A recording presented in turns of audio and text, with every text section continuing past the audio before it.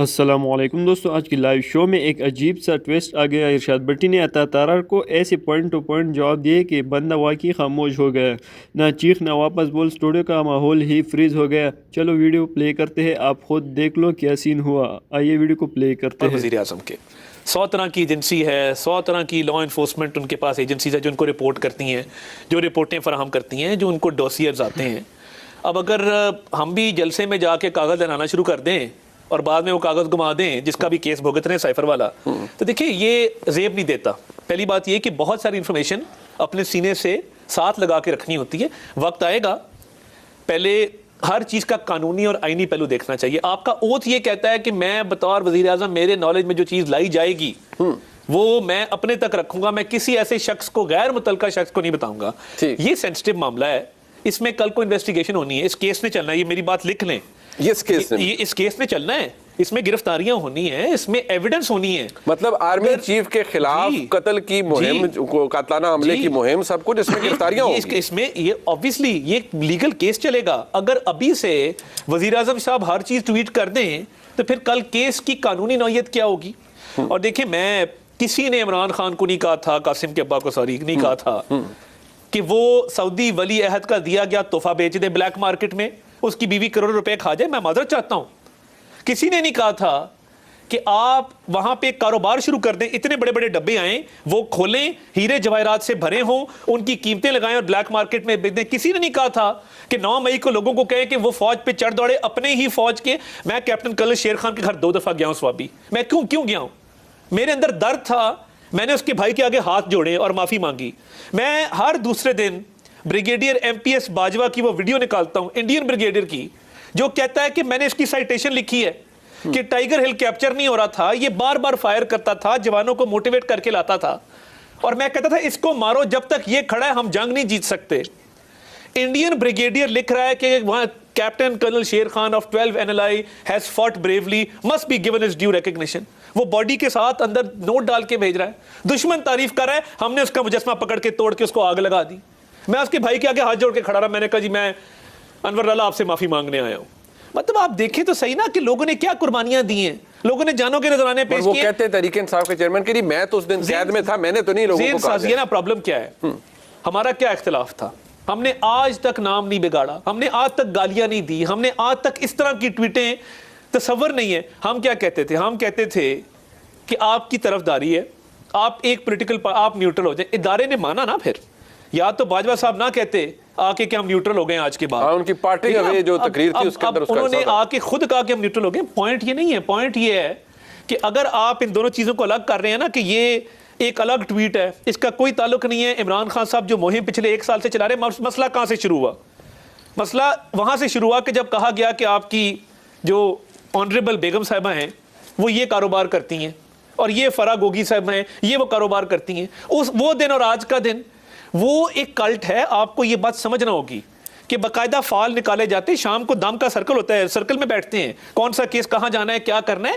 یہ بڑی ابھی بھی میں آپ کو کیا بتاؤں، میں دیکھیں میں پھٹ پڑا ہوں۔ کیوں؟ کیونکہ وہ ایک بلائنڈ کلٹ ہے۔ اب ایک سائیکولوجیکل کنڈیشن ہے، منیب صاحب اسے کہتے ہیں پرسیکیوشنری ڈیلوژنز۔ اچھا جی، کہ آپ کو لگتا ہے کہ میں یہاں سے باہر نکلوں گا منیب صاحب کے اسٹوڈیو سے، یہاں سے گولی آ جائے گی، میں گھر جاؤں گا میرا کک میرے پانی میں زہر ڈال دے گا، میں وہاں سے جاؤں گا وہاں میری بیوی جو ہے وہ مجھے گولی مار دے گی۔ یہ اس طرح کی پرسیکیوشنری ڈیلوژنز جو ہیں وہ ذہنوں میں بنائی جاتی ہیں۔ آپ کو لگتا ہے قاسم کے ابا کو یہ ہو گیا ہے؟ قاسم کے ابا کو پرسیکیوشنری ڈیلوژنز بھی ہیں، اچھا جی، اور وہ بات نہیں سننا چاہتے نا۔ اب توشہ خانہ میں 1 سال ہو گیا وہ کیس چل رہا ہے۔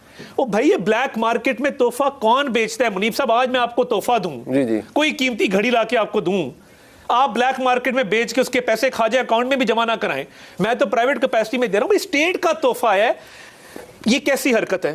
یہ ایک ایسی حرکت ہے جس کا جواب نہیں دیا جا سکتا، اور اس کا جواب یہ نہیں ہے کہ PDM نے کرپشن کی اور PDM فلاں ہے اور PDM، یہ اس کا جواب نہیں ہے۔ نہیں، بٹ ایک بات ہے نا، اس سارے معاملے کے نیچے قاسم کے ابا یہ کہہ رہے ہیں معذرت کے ساتھ، وہ کیا ہوتا ہے نا کہ وہ جیسے پنجابی میں کہتے ہیں کہ فلانے کی آپ سیاسی طور پر اس کی منجی ٹھوک رہے ہیں یا اس کو ختم کر رہے ہیں، آپ اس سارے چکر میں PTI کو ختم کر رہے ہیں، اور یہ بھی ایک بہانہ ہے جس چکر میں ختم کر رہے ہیں۔ یہ بہت بڑا کیس ہے اگینسٹ PDM، اور وہ کہتے ہیں پوری ریاست یہ کر رہی ہے۔ انٹرنل پالیٹکس کو سمجھے، جتنے الیکٹیبلز تھے جنہوں نے کئی دہائیوں پہ پرویز خٹک صاحب ہیں فار ایگزامپل, وہ کہتے تھے کہ اس کو گھیرا ہوا ہے 3-4 نان الیکٹیبلز نے جن کا حلقوں سے کوئی تعلق نہیں, ملک سے کوئی تعلق نہیں ہے.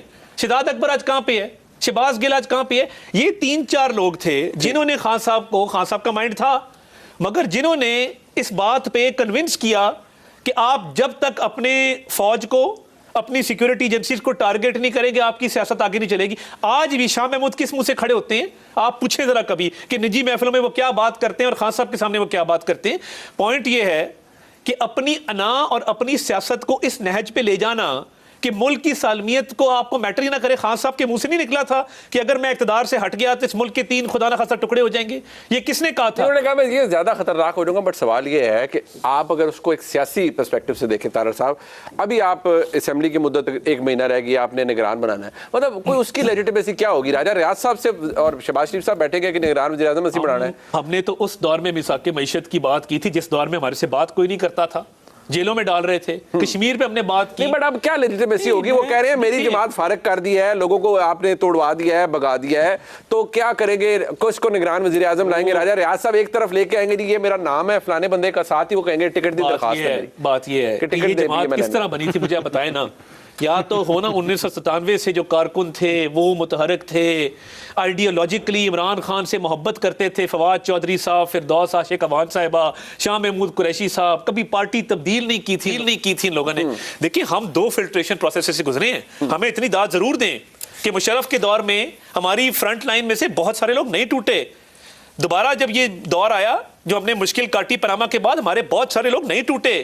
آج ہماری جماعت انٹیکٹ الحمدللہ کٹھی کھڑی ہے. پرابلم کیا ہے؟ وہ کہہ رہے ہیں کہ یہ جو اس دفعہ مطلب اب میں کیا کہوں جو پھیرا گیا ہے سب کچھ, وہ اس کی انٹینسٹی بڑی زیادہ ہے. کوئی پھیرا نہیں جاتا. اچھا, یہ جماعت بنائی تھی 3-4 لوگوں نے مل کے, اور یہ جس دور میں بنائی گئی تھی آپ کو بھی پتا ہے کہ ادھر ادھر سے لوگوں کی آرم ٹویسٹنگ کر کے, کسی کو تھپڑ مار کے, کسی کا کان مروڑ کے ان کو ہانکا گیا تھا. چلو طریقے صاف جوائن کرو شام سے پہلے. 2018 میں ہم سنگل لارجسٹ پارٹی تھے پنجاب میں, اس لیے یہ کلیم نہ رکھیں کہ یہ میں گھر سے لے کے آیا تھا بندے اور یہ میرے گھر ہی واپس. چلے ٹھیک ہے, بٹ یہ آپ نے اپنا ڈیفینس تو دے دیا اور ثبوت کی بات, خیر وہ بات اعظم کے پاس متعدد انفارمیشن ہوگی. میں ذرا بھٹی صاحب کے پاس اور اطہر قادری صاحب کے پاس آتا ہوں. ایک مختصر سا بریک. جی نگران حکومت بننی ہے پر کیسے بنے گی؟ میں نے تو کہا نا راجہ ریاض صاحب ایک طرف کہیں گے کہ یہ میرے نام ہیں جو میں دے رہا ہوں پروپوزڈ کے لیے, ان کو نگران آیا لیڈر آف دی اپوزیشن, ساتھ ہی دوسری جیب سے وہ اپنی درخواست نکالیں گے کہ پی ایم ایل این کا ٹکٹ مجھے دے دیں.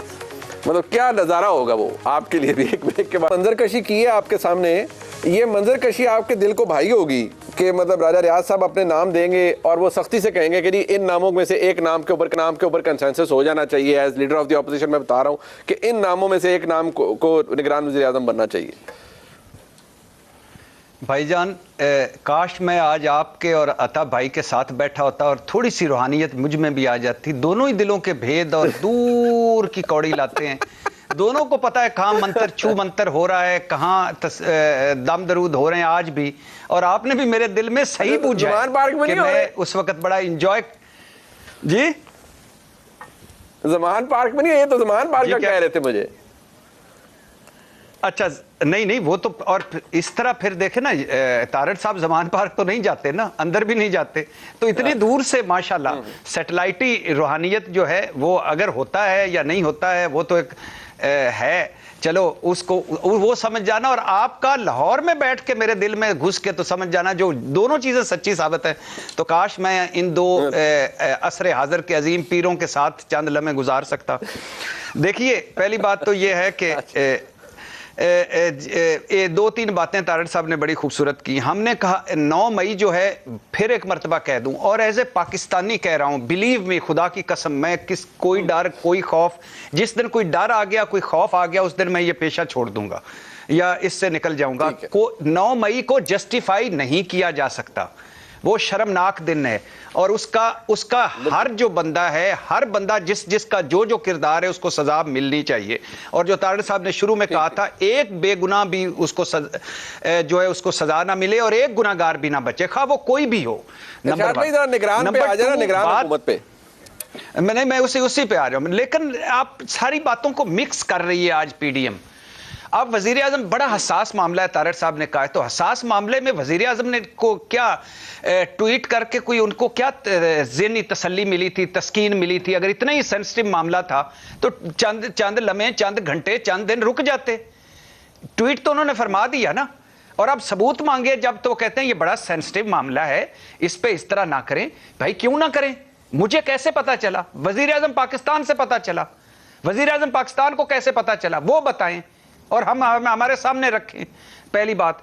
दूसरी बात ये है कि आप सही कह रहे हैं कि इमरान खान साहब से एक एक तोहफे का हिसाब लें। इमरान खान साहब का अपना मयार पहले दिन से मैं कह रहा हूं कि ये था कि हुक्मरानों के को तोहफे लेने नहीं चाहिए, तोहफे छुपाने नहीं चाहिए, और फिर उन्होंने बेच दिए। ये सारे इखलाकियात और उनके अपने मयार और कानून तो छोड़े ना, ये उससे नीचे की बात है। लेकिन भाईजान मुझे आप अपना क्यों नहीं भूल जाते? तारड़ साहब लाहौर में होते हैं और काबीना को इस्लामाबाद में जूम पर तोशा खाना के ये स्पेशलिस्ट हैं। ये जो 20 साल रिकॉर्ड से हुआ है 446 सफ़ात का, इसमें 1200 घड़ियां हैं, 4000 तोहफे हैं। ये सारे कासिम के अब्बा ले गए थे। कुछ जो 11 घड़ियां नवाज शरीफ साहब भी ले गए थे, गाड़ियां भी वो ले गए थे।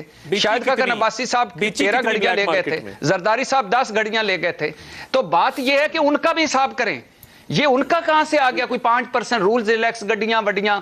अब आ जाएं इस पर, ये जो आखिरी आपका पास टाइम नहीं, मैं इसलिए मुख्तसर करता जा रहा हूं। राजा रियाज साहब दूसरी जेब से नहीं निकालेंगे कि मुझे टिकट दे दें, वो उसी जेब से ही निकालेंगे कागज, बल्कि वो भी छोड़ दें। वो ऊपर लिखा होगा ये निगरान वजीर आजम बाहुकम शहबाज शरीफ साहब, जैसा आपने फरमाया थल्ले मेरी टिकट तक ही बने, उसी कागज पे नीचे लिखा हो। आप अंदाजा करें, हमें रोज भाषण देते हैं, नहीं एक दो जुमले, ये रोज भाषण देते हैं इन्होंने जमहूरियत के, सिविलियन बालादस्ती के, वोट की इज्जत के। ओ यार आपने तोड़ दिया, आपने सुप्रीम कोर्ट के फैसले रोन दिए, आपने राजा रियाज को अपोजिशन लीडर बना दिया, आपने मनपसंद अपनी एक जाली, जो कल तक आपकी जाली पार्लियामेंट थी, लेकिन उससे जिससे जाली पार्लियामेंट जो कल तक कहते थे वो खोए मलाई वाली असली हो गई, उससे आपने कानून साजियां कर ली। तो दोस्तों अगर आपको ये वीडियो पसंद आई तो लाइक और शेयर ज़रूर करें और चैनल को सब्सक्राइब करना ना भूलें। कमेंट में अपनी रिएक्शन बताओ कि आप भी इरशाद भट्टी के जवाब से शॉक्ड हो गए। मिलते हैं अगली वीडियो में, तब तक के लिए अल्लाह हाफिज़।